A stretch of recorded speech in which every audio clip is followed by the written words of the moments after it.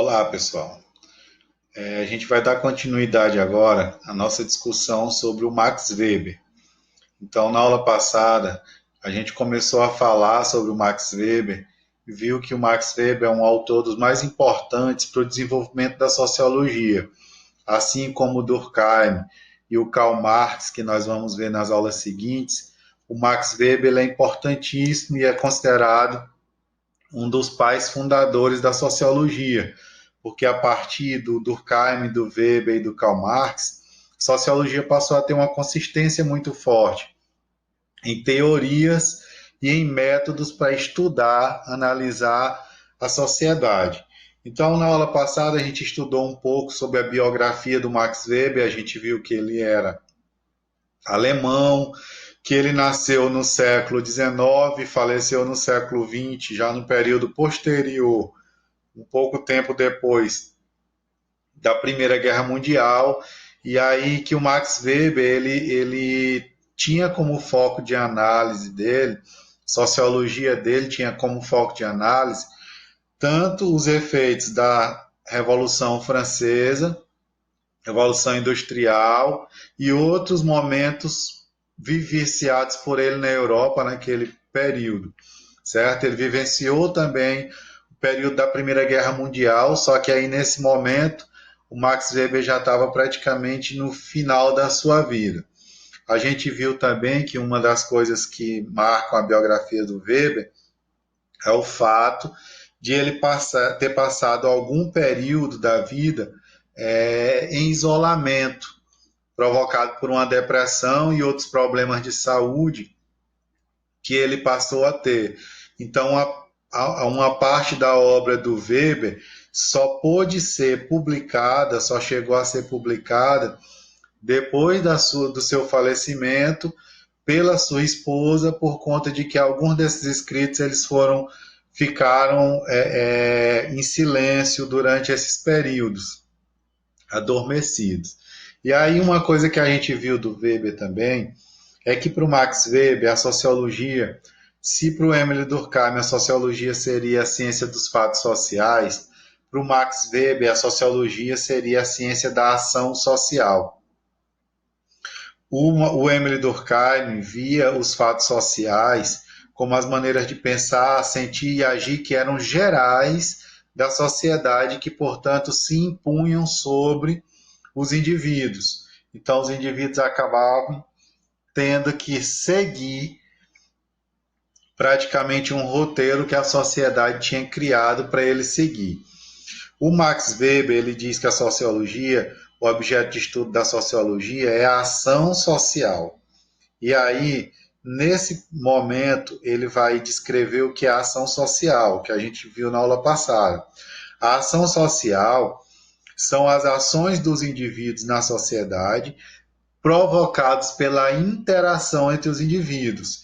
E essa interação, a forma que o indivíduo age, ele sempre age motivado pelo comportamento de outros indivíduos, mas não necessariamente pelo comportamento da média geral da sociedade, como via o Emile Durkheim. Então, para o Max Weber, os indivíduos agiriam, a ação social seria a relação que os indivíduos teriam entre si, e essa relação seria motivada por algo. Então, o meu comportamento seria uma resposta ao comportamento dos outros. Por isso que essa ação ela é social, ela não é individual, porque o meu comportamento se moldaria pelo comportamento dos outros indivíduos.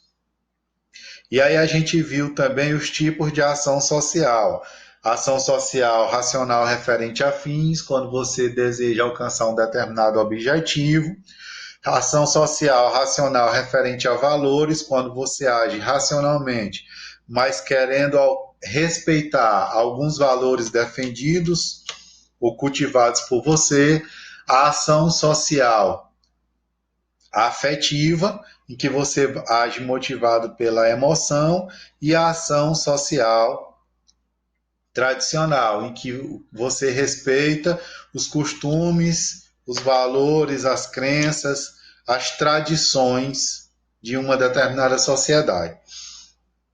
Na aula de hoje, a gente vai abordar alguns outros aspectos da obra do Weber, certo? A gente vai ver algumas outras produções do Max Weber. E a primeira delas está aqui, é o livro Economia e Sociedade. Esse livro Economia e Sociedade que o Max Weber produziu, na verdade, é aquele livro que eu falei para vocês na aula anterior, que ele só foi publicado posteriormente pela esposa dele, certo? Já foi uma obra que foi publicada póstumamente. Nesse livro, o Weber, de certa forma, ele traça um esboço do método sociológico que ele acha que a sociologia pretende adotar. Então é o seguinte, o Max Weber vai, nesse livro, metodologicamente descrever conceito por conceito da teoria dele, o que é ação social, quais são os tipos de ação social, a questão da relação dos conceitos de etnia, então, conceito de ação social, conceito de relação social. Então, nessa obra, o Weber vai descrever os conceitos que ele construiu para analisar, para fazer a análise sociológica da sociedade. E aí, nesse livro também que o Weber vai descrever o conceito de ação social e os tipos de ação social que o Weber vai explicar. Aqueles conceitos que a gente assistiu, na verdade, que a gente viu, na verdade, na aula passada. Uma grande obra fundamental, importante, importantíssima na obra do Max Weber foi o livro A Ética Protestante e o Espírito do Capitalismo. Esse livro talvez seja a obra mais conhecida do Weber, mais ainda do que o Economia e Sociedade, que eu acabei de falar para vocês, que é onde ele vai descrever conceito por conceito da obra dele.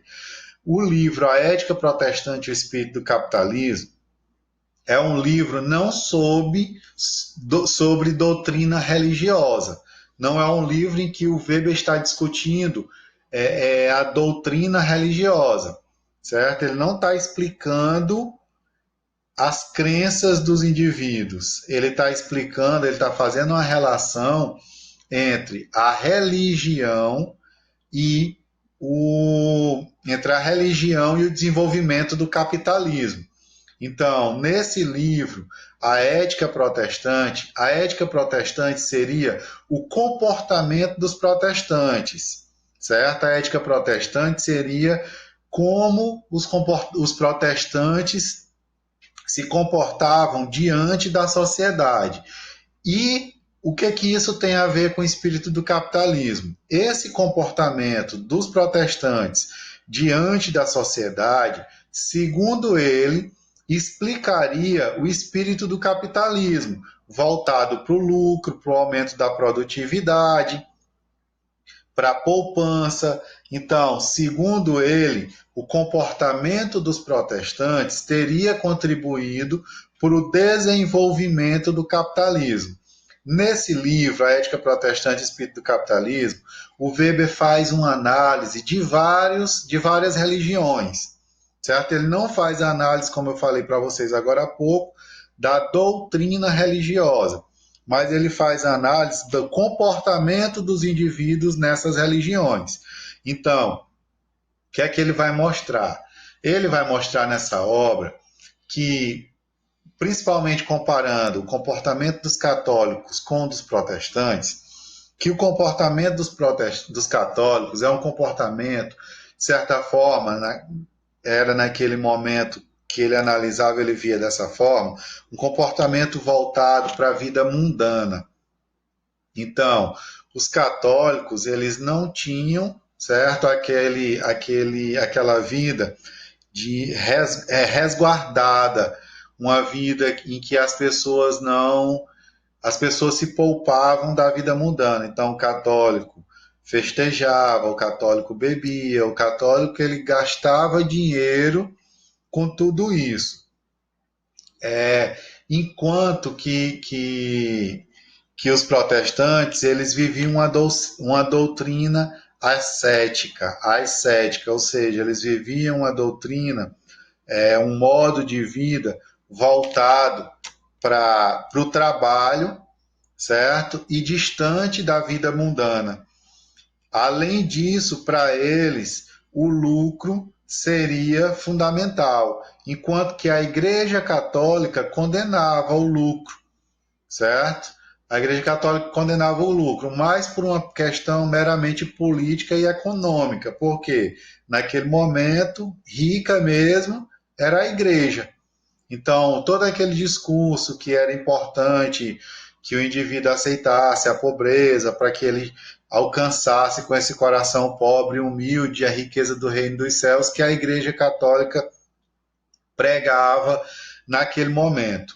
Então, para ele, certo? Esse comportamento católico, ele impedia o progresso do capitalismo. Por quê? Porque ele condenava o lucro e porque as pessoas, certo? Porque as pessoas tinham uma vida muito voltada para o mundo, certo? Tinham uma vida muito voltada para a luxúria, para os gastos, enquanto que as religiões protestantes, as pessoas tinham uma vida mais voltada para a espiritualidade e para o trabalho. Inclusive, o trabalho, para o protestantismo, o trabalho ele era um caminho, era um meio para se chegar à salvação. Inclusive, isso era pregado na doutrina de João Calvino, certo? Que o trabalho era um meio para se chegar à salvação. Por quê? Porque enquanto você trabalhava, você deslocava os seus pensamentos e os seus comportamentos da, da luxúria, da vida mundana, das festas e dos gastos. Então, esse dinheiro que você deixava de gastar, esse dinheiro você poupava, certo? Então, o que, que vai acontecer aí? Esse dinheiro poupado, que os protestantes pouparam, eles acabaram investindo, certo? Nos seus negócios. Se eu não gastava com festa, com bebedeira, com luxo, com uma série de coisas que com a série de coisas, o que é que acontecia? Eu guardava esse dinheiro e foi esse dinheiro que foi reinvestido na produção, foi investido na indústria, foi investido em novas máquinas, certo? Foi investido no incremento dos negócios. Então, o Max Weber, ele percebia essa relação entre a ética protestante, ou seja, o ethos, o comportamento protestante, e o espírito do capitalismo, porque o espírito do capitalismo é o quê? É o lucro. O espírito do capitalismo é o empreendedorismo. É você poupar aqui para investir ali, certo? Então, ele via essa relação entre a ética protestante, o comportamento dos protestantes e o espírito do capitalismo, que é esse do lucro, do trabalho, do empreendedorismo e do investimento. Logicamente que a obra ela é muito mais profunda do que isso que eu estou falando para vocês, certo? Só que aqui o que eu estou fazendo é justamente um resumo dessa obra, para que vocês entendam melhor essa obra do Max Weber, porque ela vai ser uma obra muito divulgada. Então, talvez seja uma das obras mais divulgadas desse autor. O Weber, certo? O Weber, ele falava com muita profundidade sobre esse assunto, porque o Max Weber, como eu falei para você na primeira aula, ele era um historiador, certo? E praticamente toda a obra do Weber, ele sempre faz um resgate histórico daquilo que ele está falando.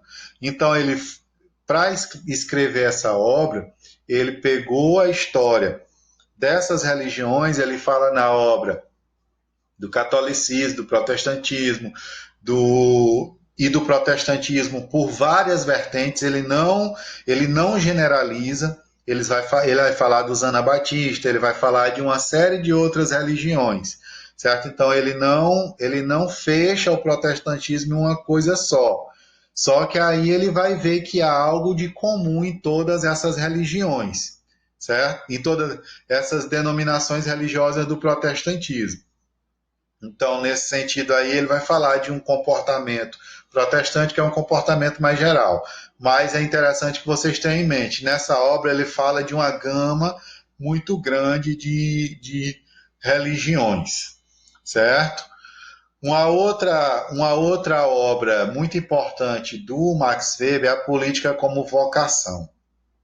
E nessa obra Política como Vocação, o Max Weber ele vai falar sobre as relações de poder na sociedade e sobre os tipos de dominação. Como eu acabei de falar para vocês, o Weber sempre faz um resgate histórico das coisas. Então, o que é que ele vai fazer? Ele, para falar do poder e da dominação, ele vai ver os tipos de dominação que já existiram na história da humanidade, os tipos que ele vai chamar puros, ou seja, aqueles tipos de dominação que tinham características mais fáceis de se identificar, certo? É claro que muitos outros tipos de dominação, eles existiram e alguns desses que ele cita até coexistiam, ao mesmo tempo coexistiam, certo? Mas ele vai falar de tipos puros de dominação, ou seja, aqueles tipos de dominação que foram mais predominantes na história da humanidade. Uma coisa que é importante também destacar do Weber é o que ele chama de dominação. Dominação para o Weber é o convencimento, certo? O convencimento das pessoas em torno de algo. O que é que isso quer dizer? Na nossa cabeça, no senso comum, dominação tem uma conotação muito forte de uso da força. Assim, fulano de tal é muito dominador. É como se esse fulano ele se impusesse aos outros. Na obra do Weber, na verdade, isso que a gente chama de dominação no cotidiano seria o poder, certo? O poder que para o Weber ele é exercido mais de forma mais incisiva, com o uso da força, certo? A dominação para o Weber é quase que um fenômeno psicológico. Em que sentido? A dominação para ele ocorre no sentido da obediência. O dominado se sente tão representado pelo dominador ao ponto de reconhecer nele uma autoridade legítima. Então, nos tipos de dominação, o indivíduo ele não sofre coerção por parte do dominador, certo? No tipo de coerção, o dominado, nessa relação de poder, o dominado se reconhece contemplado nas ações do dominador. Então é importantíssimo que a gente entenda isso para que a gente desfaça essa concepção, certo? É que a gente desfaça essa concepção de que dominação, pelo menos quando a gente for falar do Weber, de que dominação seria uma coisa que aconteceria pelo uso da força, pela imposição da força. Então é o seguinte, o Weber vai falar em dominação e aí ele vai dizer que na história, certo, nos períodos em que ele investigou, certo, os períodos que ele investigou, existiram 3 tipos que ele vai chamar de tipos puros de dominação. Então ele vai descrever que quais são as características desses tipos de dominação, ele vai mostrar quais são as características desse tipo de dominação, e aí a gente pode identificar essas características em vários modelos de dominação, em vários modelos de relações de poder que a gente conhece na história da humanidade. Inclusive, a gente pode inclusive, citar coisas do nosso cotidiano. A gente vai ver que esse tipo de dominação que o Weber fala, eles de certa forma estão muito presentes no nosso cotidiano ainda. Apesar de existir um modelo de dominação que para o Weber, nos tempos atuais, é o modelo predominante de dominação, que seria a dominação racional, legal racional, e a ou que é chamado também de dominação burocrática, certo? Então a gente vai ver agora cada um desses tipos de dominação segundo o Max Weber. O primeiro modelo de dominação que o Weber vai identificar é o modelo da dominação carismática. O que é que ele vai dizer sobre a dominação carismática? Ele vai falar que a dominação carismática ela acontece através de uma potencialidade extraordinária do dominador. Ele vai mostrar que a força do carisma, que seria o carisma, seria a capacidade que o indivíduo tem de agregar às pessoas, de mostrar às pessoas que tem capacidades praticamente sobrenaturais, certo? Esse carisma seria mostrar para as pessoas que aquele indivíduo que domina, ele tem capacidades que muitas outras pessoas não têm, ou que a maioria ou a totalidade das pessoas daquele grupo que ele domina não tem essa capacidade. O carisma aqui, ele é muito mais do que o carisma que a gente conhece no senso comum.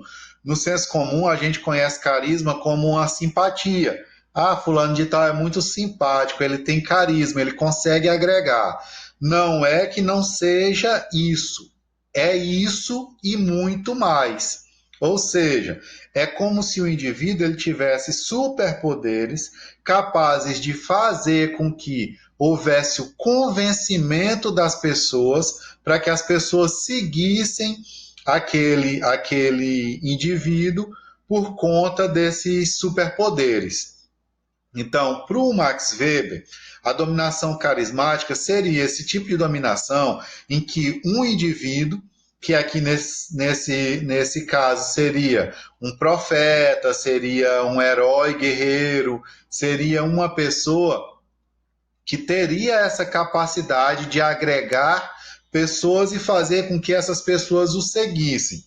Na dominação carismática, o dominado é chamado de seguidor e o dominador é chamado de líder. Então, um líder carismático, ele geralmente arrebata um grupo muito grande de pessoas, certo? Então, na dominação carismática, o dominador ele está o tempo todo provando as suas capacidades quase que sobrenaturais ou mesmo sobrenaturais.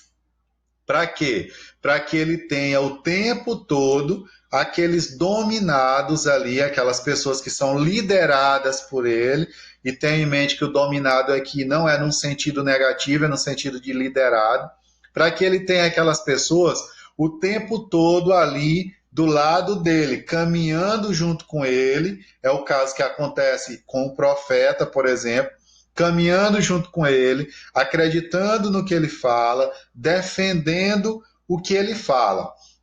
Então, o que a gente pode verificar é que esse tipo de dominação ele aconteceu em vários períodos. Por exemplo, Jesus Cristo, ele pode ser considerado um líder carismático. Por quê? Porque ele tinha capacidade de envolver as pessoas em torno dele, de fazer com que as pessoas se tornassem discípulas, que as pessoas acabassem caminhando junto com ele, pregando as palavras de Deus, certo? O que Deus desejou, o que Deus desejava para a humanidade. Então é o seguinte, e o que é que ele fazia? Ele estava o tempo todo ali provando as suas capacidades. Ele realizava milagres, certo? Ele era uma pessoa que pregava a, a pobreza material, certo? Ele negava, ele poderia ser um rei, ele poderia vir como um rei, uma pessoa rica, mas ele preferiu vir como uma pessoa pobre, mas dotada de muito conhecimento, de muito saber e de poderes que agregavam a ele muitas pessoas que acabavam o seguindo por conta dessas capacidades que ele estava o tempo todo mostrando.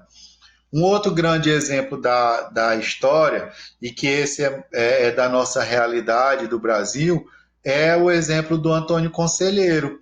O Antônio Conselheiro era um líder carismático, porque ele conseguia, num deserto não, num sertão seco, de muita pobreza, de muita fome, caminhar por esse sertão, o sertão da Bahia, carregando consigo milhares e milhares de seguidores que acreditavam no que ele dizia.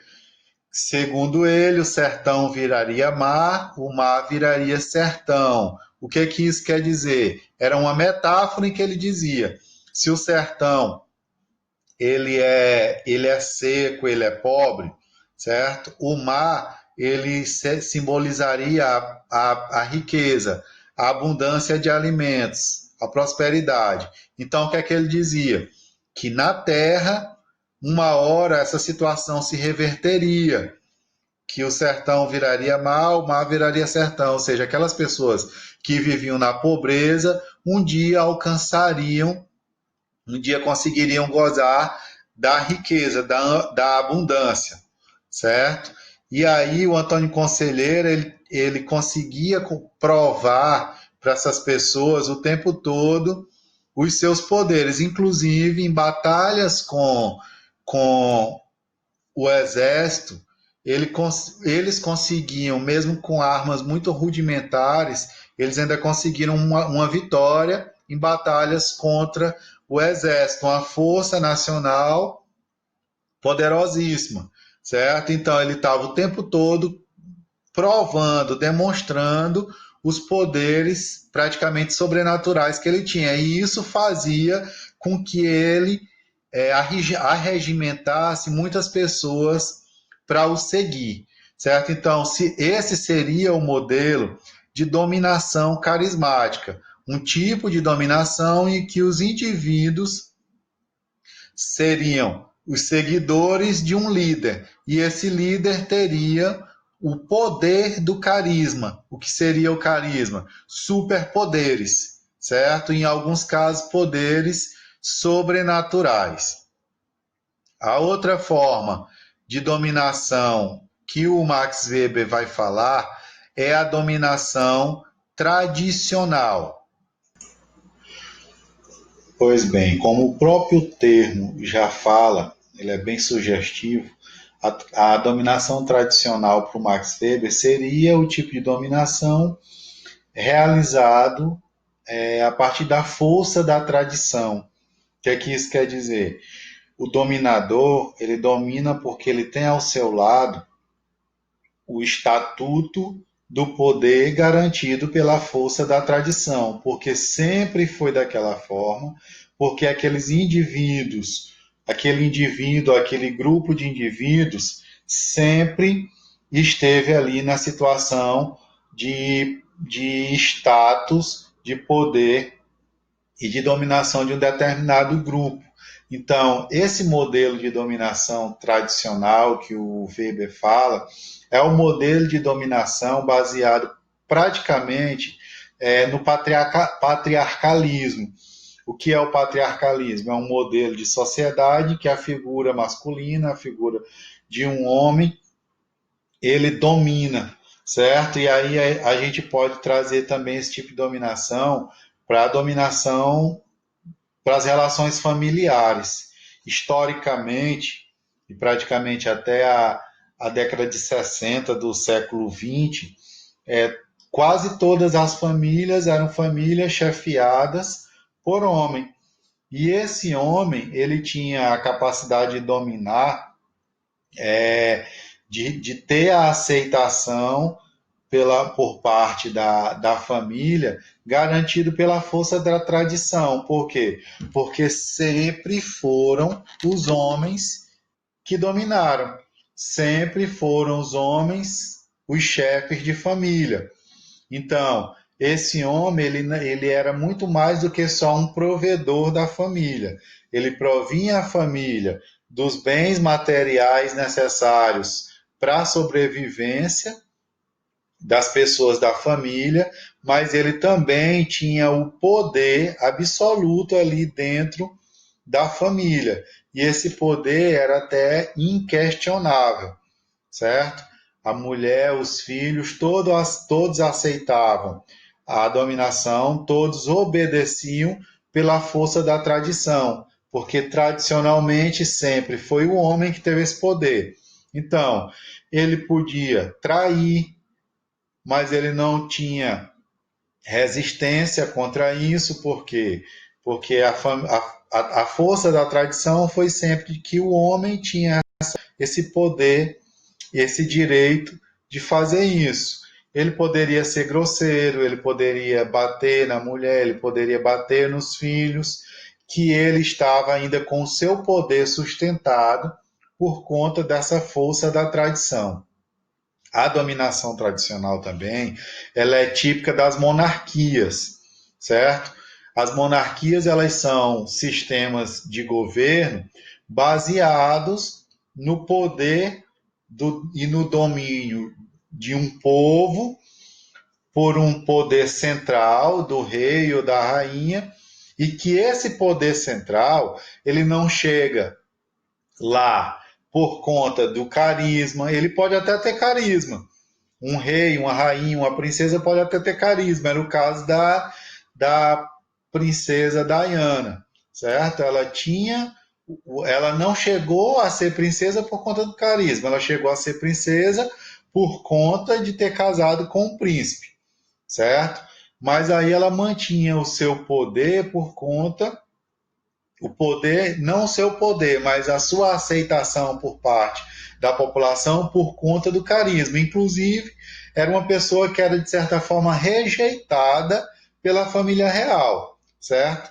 Nos bastidores, não era tratada da forma assim, como um membro da família de fato, mas por conta da aceitação popular do seu carisma, da sua personalidade, ela acabava tendo uma liderança muito grande perante a sociedade, não só na Inglaterra, mas no mundo inteiro, por todo canto que ela passava, e aí, de certa forma, para manter a linha, a família real acabava aceitando. Mas aí não é necessário, não é uma condição necessária para que um rei domine. Não é o carisma. Na verdade, é a força da tradição. Todos sabem que uma família real chega ao poder a partir da questão da hereditariedade. Então, foi o pai, foi o avô, foi o bisavô, todos esses foram reis naquele local. E por isso aquele indivíduo é rei. O exemplo da Rainha Elizabeth, em que a família dela já vem há séculos sendo a família real na Inglaterra. Então, é a força da tradição, a hereditariedade, a força da tradição que vai garantir o poder daqueles indivíduos. Vai garantir, na verdade, vai garantir o poder, vai garantir a dominação daqueles indivíduos. Então, nesse modelo de dominação, se tem um senhor como dominador e se tem um súdito como dominado. Diferente da carismática, que a gente viu que temos um líder, certo? E temos seguidores para esse líder. Então, na dominação tradicional, quem domina é o senhor e quem é o dominado é o súdito. Então, o que o Max Weber quer mostrar é que vários modelos de dominação já sucederam. Então, o exercício do poder, ele não aconteceu sempre da mesma forma, mas para ele, de acordo com três tipos puros, ou seja, três tipos mais comuns de dominação. Uma dominação que é baseada na força do carisma, que é a dominação carismática, uma dominação baseada na força da tradição, dos costumes, que é a dominação tradicional. E aí ele vai mostrar como que a evolução das sociedades vai levar a que se crie um modelo de dominação que para ele seria um tipo de dominação racional. Até agora, a gente está falando de modelos de dominação que são modelos de dominação praticamente mais baseados em situações sustentadas, situações emocionais. O líder carismático, ele domina, certo? Porque ele consegue emocionalmente controlar os seus seguidores, certo? Ele consegue fazer através das suas capacidades mágicas, certo? Ele consegue fazer sustentar os seus seguidores ao lado dele. Então, por isso que eu digo que esse tipo de dominação ele mexe com a questão emocional. Não tem nada que sustente esse líder carismático. Ele não tem a lei do lado dele, porque para ele chegar ao poder, ele não chegou ao poder por força da lei, certo? Ele não tem uma tradição, porque um líder carismático ele pode surgir a qualquer momento e principalmente ele pode surgir em momentos de crise, certo? Então, a qualquer momento um líder carismático pode surgir. Então, ele não tem a força da tradição. Ele podia ser, em um determinado momento, praticamente antes de ser líder carismático, um anônimo, certo? Que por um momento, por uma situação eventual, ele conseguiu ascender ao poder e conseguiu arregimentar seguidores, certo? Na dominação tradicional também, a dominação tradicional também, ela é emocional, por quê? Porque o que sustenta o poder é isso,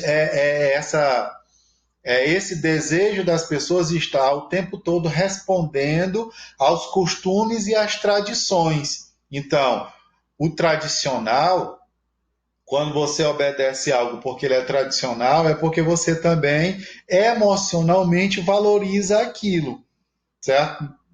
Hoje as monarquias que existem, elas são sustentadas por lei, certo? Por leis. A Constituição dos países permite esse modelo de governo. Mas antes, não. As monarquias elas existiam simplesmente por força da tradição. E por fim, a gente vai ver o modelo de dominação que o Weber fala, que é o modelo de dominação que ele vai chamar de racional.